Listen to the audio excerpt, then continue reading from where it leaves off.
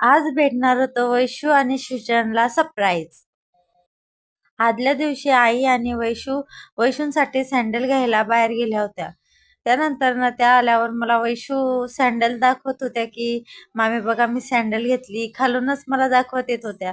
मला पण सँडल खूपच आवडली होती त्यांची. छान होती. मस्त स्लिम स्लिम होती. तर दुसऱ्या दिवशी त्यांना जायचं होतं, तर तयारी करून बसलेल्या होत्या. आईंच्या बॅगा वगैरे भरून ठेवलेल्या होत्या. नंतर ना ताई आणि दादा आले. सृजन आणि वैशूंना माहीत नव्हतं. तुम्ही बघू शकता.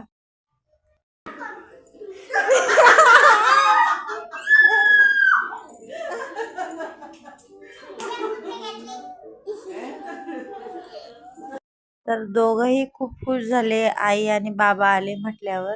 त्यानंतर रुद्रमा दादांकडे जात नव्हती.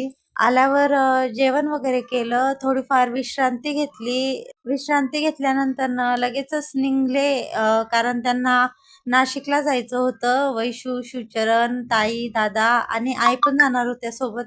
तर रुद्रमा खूप रडू लागली. तर तुम्हाला पण असं सरप्राईज मिळतं का? कमेंटमध्ये नक्की सांगा.